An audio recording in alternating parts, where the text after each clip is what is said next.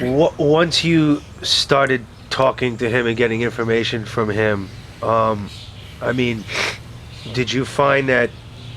Well, obviously you're saying he cooperated, but did you find that he was special then, or was it later on that you figured like, okay, this guy's different from these average guys? Was it right away, or was it over time? Well, it takes time to evaluate that. You can't tell in first encounters, especially in that situation, because we had a lot of things that we had to think about along with this. Number one was he had been using narcotics up until then, and he was motivated to save the girl that came in. He wanted to make one of the reasons he wanted to make a deal with us was he wanted her, from the girl from California that he flew out here with, to be released and no charges, and that in return for his cooperation.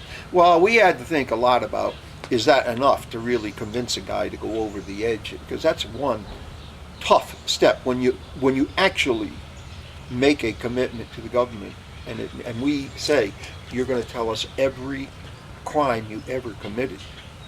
And if you don't tell us, and we find out about a crime, it will overturn any agreement you have with us, and you'll be charged with the full 20 years.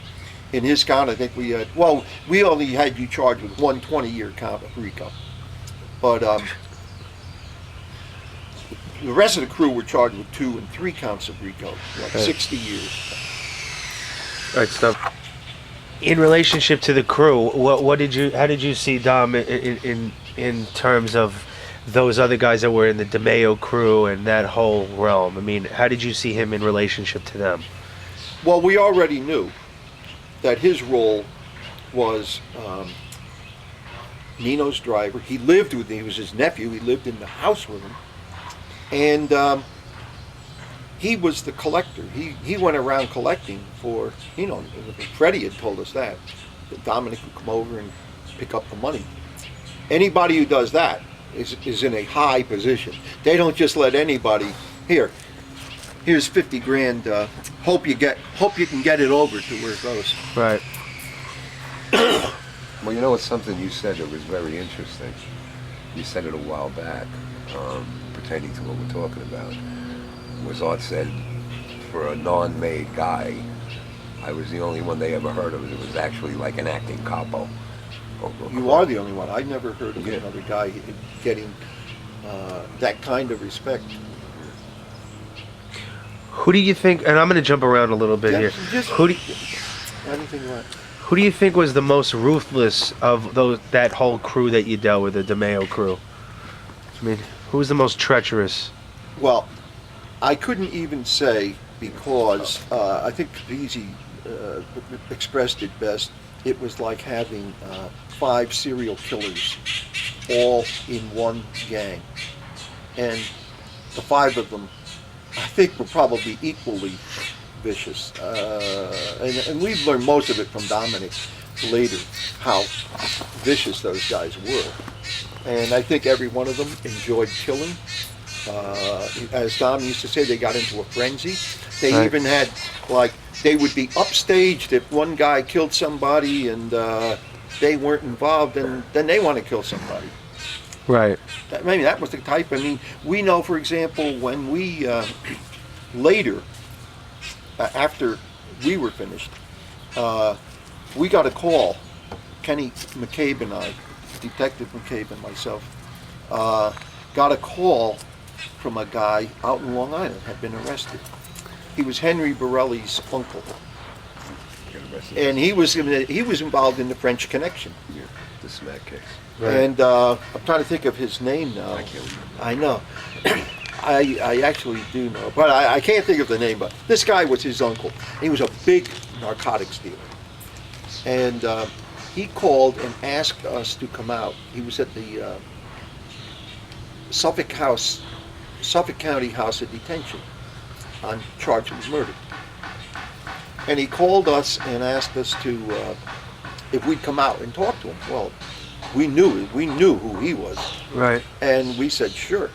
And so Kenny and I went out and went to the prison, and we spent 4 hours out there one whole morning with him.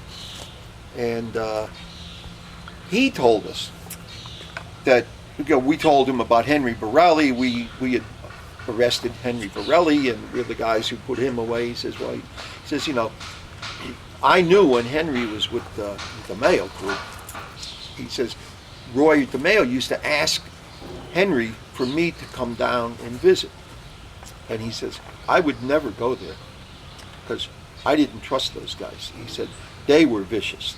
I said, well, is it safe to say that you operated between the 5 families with narcotics? He says, yeah.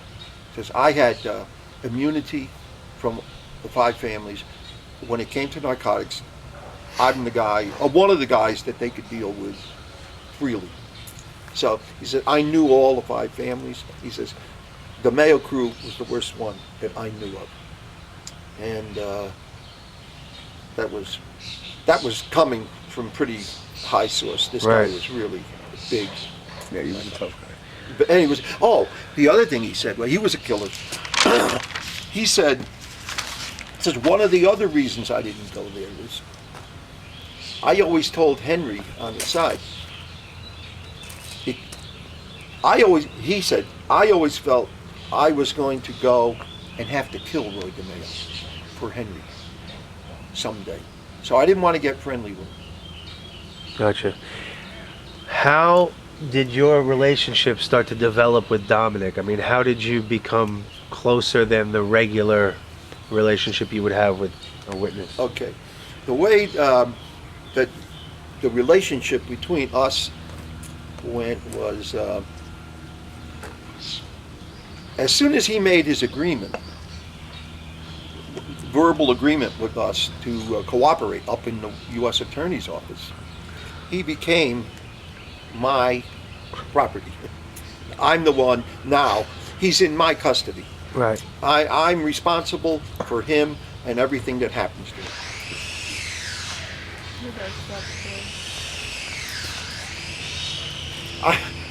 We never have noise back here. I mean, I've never heard that saw before. It's all right. All right. So. Point.